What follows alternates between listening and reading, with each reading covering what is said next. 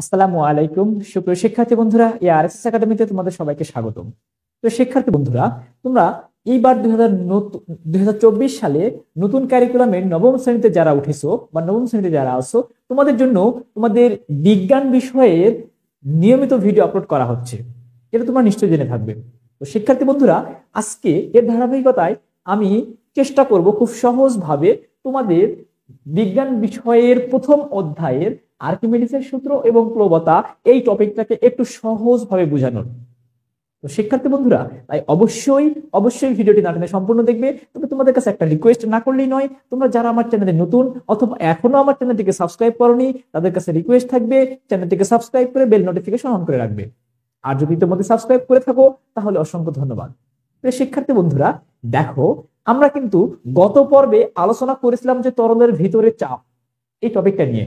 তো অবশ্যই গত পর্বটা যদি না দেখে থাকো তাহলে কিন্তু আজকের এই পর্বটা বুঝতে পারবে না।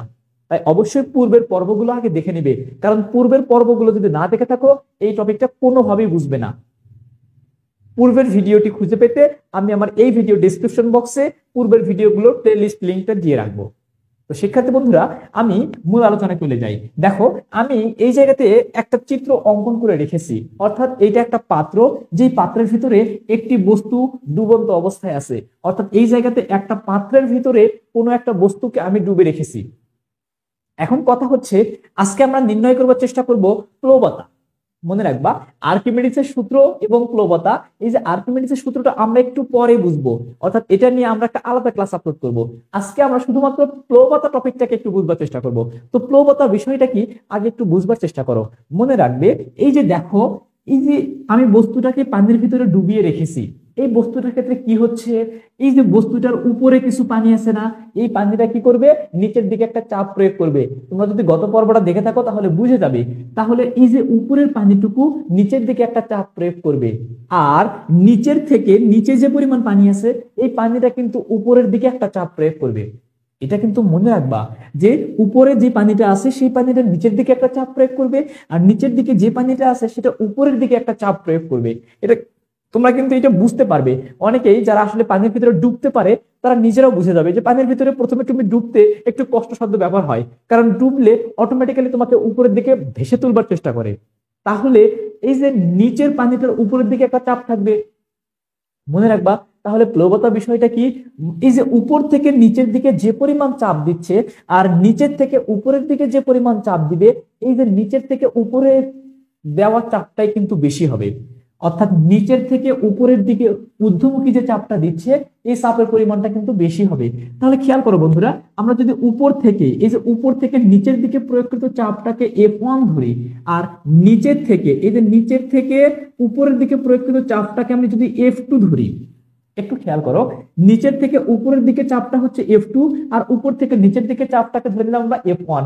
কেন এটাকে আমরা বল, সরি, উপর থেকে নিচের দিকে প্রয়োগকৃত বলটা F1 ধরতেছি, আর নিচে থেকে উপরের দিকে প্রয়োগকৃত বলটাকে আমরা F2 ধরতেছি?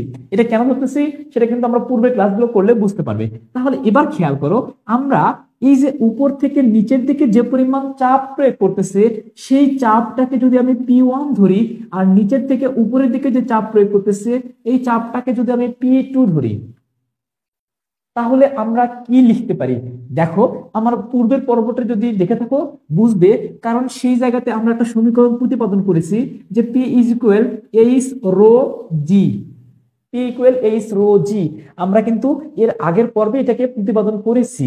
তাহলে P ইজ ইকুয়াল যদি এইচ রো জি হয়, উপর থেকে নিচের দিকে যে পরিমাণ চাপ প্রয়োগ করতেছে এটাকে যদি আমি P1 ধরি, তাহলে আমরা কি লিখতে পারি যে P1 ইকুয়াল কি H1 রো জি। কেন H1?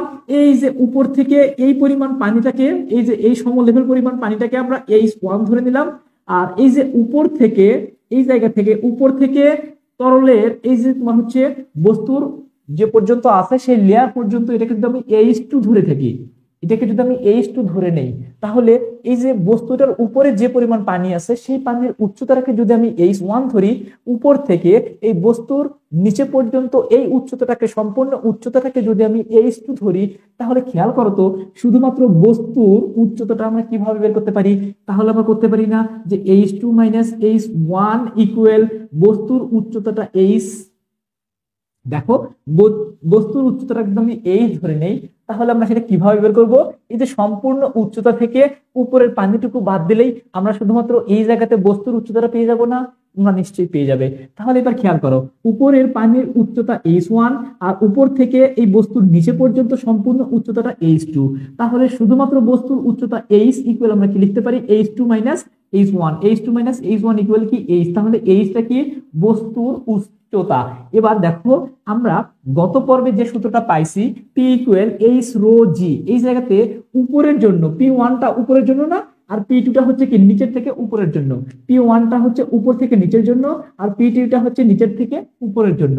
তাহলে উপর থেকে নিচের জন্য P1 ইকুয়াল H1 রো জি হবে, কারণ এই ক্ষেত্রে উচ্চতা শুধুমাত্র এটুকু কাজে লাগবে। তাহলে এবার খেয়াল করো, তাহলে আমরা P2 অর্থাৎ নিচের থেকে উপরের দিকে যে প্রয়োগকৃত বলটা, নিচের থেকে উপরের দিকে যে প্রয়োগকৃত বলটা, তাহলে সেই ক্ষেত্রে আমার কি হচ্ছে? H2 রো জি না? কারণ কি সম্পূর্ণ উচ্চতাটা কি ছিল বন্ধুরা? আমার H2 ছিল। তাহলে নিচের থেকে যে বলটা প্রয়োগ করতেছে, মানে যে চাপটা প্রয়োগ করতেছে, সেটা কি হবে? P2 ইকুয়াল H2 রো জি। এটুকু বুঝতে পারছো কিনা? আমরা কিন্তু সমীকরণটা জানি, P ইকুয়াল H রো জি। সেই জায়গাতে আমরা শুধুমাত্র বসিয়ে দিলাম যে P1 যেহেতু এই উচ্চতাটার জন্য H1, তাই আমরা কি করলাম? H1 রো জি। আবার P2 অর্থাৎ নিচের থেকে ঊর্ধ্বমুখী যে চাপটা, সেটাকে আমরা ধরতেছি P2। তাহলে সম্পূর্ণ উচ্চতাটা হচ্ছে H2 তাহলে রো জি। এটুকু তোমরা নিশ্চয়ই বুঝে গেছো। এবার একটু খেয়াল করো বন্ধুরা, আমরা একটা সমীকরণ কিন্তু জানি চাপ থেকে। চাপ অধ্যায়ের মানে সরি চাপ কথাটা যখন আমরা আলোচনা করছি, চাপ পর্বটা, ওই পর্বটা অবশ্যই দেখে নিবে। চাপ পি ইকুয়াল, আমরা সূত্রটা কি জানি? P is equal F divided A. তুমি যদি চাপের পর্বটা না দেখে থাকো তাহলে অবশ্যই দেখে নিবে, কারণ এগুলো আমরা সরাসরি নিয়ে আসতেছি, এগুলো কিন্তু পূর্বের পর্বে আলোচনা করেছি। তাহলে এই যে পি ইকুয়াল এফ ডিভাইডেড এ, এখান থেকে আমরা লিখতে পারি না F is equal P A? একটু ভালো করে খেয়াল করো, আমরা এখান থেকে লিখতে পারি না F is equal P A, অর্থাৎ বজ্র গুণন করে নিলাম। এবার দেখো, আমরা এফটা পাচ্ছি, কিন্তু এফটা হচ্ছে প্রয়োগকৃত বল। তাহলে বল ইকুয়াল কি? চাপ ইনটু ক্ষেত্রফল, চাপ ইনটু ক্ষেত্রফল। এবার দেখো, আমি বলতেছি উপর থেকে নিচের দিকে যে বলটা প্রয়োগ করতেছে, সেটাকে যদি আমি F1 ধরে নেই, আর নিচের থেকে উপরের দিকে যে বলটা প্রয়োগ করতেছে, সেটাকে যদি আমি F2 ধরে নেই। উপর থেকে নিচের দিকে প্রয়োগকৃত বল F1, আর নিচের থেকে উপরের দিকে প্রয়োগকৃত বল কি? F2। তাহলে এবার যদি আমি F1 সমান সমান সমীকরণটা লিখতে চাই, তাহলে F1 ইকুয়াল আমরা কি লিখতে পারি? F1 সমান সমান আমরা এই জায়গাতে P1 লিখবো না, তখন এই জায়গাতে যদি F1 লিখি তাহলে কি লিখবো? যে P1 A। এবার খেয়াল করো, P1 মানে কি? P1 সমান সমান আমরা কি জানি? যে H1 রো জি। আবার খেয়াল করো, এবার যদি তাহলে আমি F2 ধরি, অনুরূপ ভাবে F2 সমান সমান কি লিখতে পারি? তাহলে H2 রো জি। দেখো বন্ধুরা, এই পর্যন্ত ক্লিয়ার কিনা? তাহলে F1 সমান সমান আমরা কি পেলাম? H1 রো জি। আর F2 সমান সমান কি পেলাম? যে H1 রো জি। কারণ P তারপর তার সাথে আমাদের A আছে, সরি এটা আমি লিখিনি, এর সাথে A চলে আসবে, কারণ এটা হলো পির মান, এটা হলো পির মান, এটা হলো পির মান, এটা হলো এর মান। তাহলে এই যে F ইকুয়াল কি? পি এ, যেহেতু 1 তাহলে P1 A, আর যেহেতু এটা F2 তাই এটা কি? P2 A। এবার দেখো, আমরা তাহলে সমীকরণটা কি পেলাম? যে F1 সমান সমান H1 রো জি এ, আবার F2 equal H2 rho G এ। এটুকু যদি বুঝে থাকো, এবার প্লবতা বিষয়টা কি আমরা একটু বুঝবার চেষ্টা করি। প্লবতা বন্ধুরা, আমি প্লবতা সমান সমান আমি তোমাদের কি বললাম? প্লবতাটা হচ্ছে ঊর্ধ্বমুখী চাপ, শুধুমাত্র ঊর্ধ্বমুখী চাপ, অর্থাৎ উপর থেকে নিচের দিকে যে চাপটা প্রয়োগ করবে আর নিচের থেকে উপরের দিকে যে চাপটা প্রয়োগ করবে, এই চাপটা কিন্তু বেশি হবে। নিচের থেকে উপরের দিকে যে চাপটা প্রয়োগ করবে, এই চাপটা বেশি হবে। তো এই চাপটা যদি বেশি হয় নিচের থেকে উপরের দিকে, তাহলে F2 মানটা কি হবে? বড়। তাহলে F2, আমি যদি F2 মানটাকে বড় ধরি, তাহলে F2 মান থেকে আমি যদি F1 এর মানটাকে বিয়োগ করি, তাহলে আমরা শুধুমাত্র ঊর্ধ্বমুখী বলটা পাবো না। একটু খেয়াল করে দেখো, উপর থেকে নিচের দিকে যে বলটা প্রয়োগ করতেছে সেটা F1, আর নিচের থেকে উপরের দিকে যে বলটা প্রয়োগ করতেছে সেটা F2। আমি বলেই দিলাম যে নিচের থেকে উপরের দিকে যে বলটা প্রয়োগ করতেছে, F2 মানটা বড় হবে, বেশি হবে। তাহলে F2 মানটা যদি বেশি হয়, অর্থাৎ নিচের থেকে ঊর্ধ্বমুখী চাপটা কিন্তু বেশি হবে। তো নিচের থেকে ঊর্ধ্বমুখী চাপটা যদি বেশি হয়, কতটুকু বেশি হবে? আমরা শুধুমাত্র উপর থেকে নিচের দিকে যে বলটা প্রয়োগ করতেছে সেটাকে বাদ দিলে শুধু ঊর্ধ্বমুখী বলটা পাবো না। একটু খেয়াল করো, উপর থেকে প্রয়োগ করতেছে F1 আর নিচে থেকে প্রয়োগ করতেছে F2। F2 এর মান যদি বড় হয় তাহলে F2 থেকে যদি F1টা বিয়োগ করি তাহলে শুধুমাত্র ঊর্ধ্বমুখী বলটা থাকবে, অর্থাৎ শুধুমাত্র উপরের দিকে কি পরিমাণ বল প্রয়োগ করতেছে। মনে রাখবা, শুধুমাত্র উপরের দিকে যে বলটা প্রয়োগ করে এই জিনিসটাকে বলা হয় প্লবতা। শুধুমাত্র ঊর্ধ্বমুখী বল, উপর থেকে নিচের দিকে যে বলটা ক্রিয়া করতেছে এটাকে আমরা বাদ দিব, বাদ দিয়ে শুধুমাত্র ঊর্ধ্বমুখী যে বলটা থাকবে সেটাই হচ্ছে প্লবতা। তাহলে প্লবতাকে প্রকাশ করতে পারি আমরা এফ দ্বারা, প্লবতাকে প্রকাশ করতে পারি আমরা এফ দ্বারা। তাহলে এফ সমান সমান কি লিখতে পারি, F2 মাইনাস কি F1। এবার একটু খেয়াল করো, F2 এর মানটা আমি বসিয়ে দেই।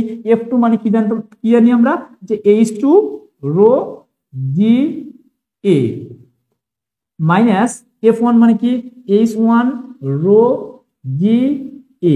এবার খেয়াল করো বন্ধুরা, আমরা এই দুইটা থেকে কোন জিনিসটা কমন নিতে পারি একটু দেখো তো। আমরা এই যে দুইটা জিনিস থেকে আমরা কিন্তু কমন নিতে পারি কি, আমরা কিন্তু রো জি এ কমন নিতে পারি, কারণ দুটার ক্ষেত্রে কিন্তু মিল আছে। তাহলে তুমি কমন নেই, আমি পাচ্ছি কি H2 মাইনাস H1 না, H2 মাইনাস H1। তাহলে এই জিনিসটাকে আমরা আবার কি লিখতে পারি, যে রো জি এ আর H2 মাইনাস H1 এর পরিবর্তে আমরা H লিখতে পারি। ওই যে প্রথমে বলে আসছি বস্তুর উচ্চতাটা কি H, তাহলে এটার পরিবর্তে আমি H লিখতে পারি কিনা। এই জিনিসটাই হচ্ছে আমাদের প্লবতা, অর্থাৎ প্লবতা F equal H A H rho G, A H rho G. আমি একটু সাজিয়ে লিখলাম যে প্লবতা F equal A H rho G. এবার দেখো আমরা প্লবতা সমান সমান তাহলে পাচ্ছি কি এ এইচ রো জি। তাহলে প্লবতাটা কি ঊর্ধ্বমুখী বল, শুধুমাত্র ঊর্ধ্বমুখী বল। উপর থেকে নিচের দিকে যে বলটা প্রয়োগ করতেছে সেটাকে যদি আমরা বাদ দেই, নিচের থেকে উপরের দিকে যেটা প্রয়োগ করতেছে সেটা থেকে যদি আমরা উপর থেকে নিচের দিকে যেটা প্রয়োগ করতেছে সেটাকে বাদ দেই, তাহলে আমরা শুধুমাত্র উপরের দিকের বলটা পাবো, ঊর্ধ্বমুখী বলটা পাবো। আর শুধুমাত্র ঊর্ধ্বমুখী বলটাকে বলা হয় প্লবতা।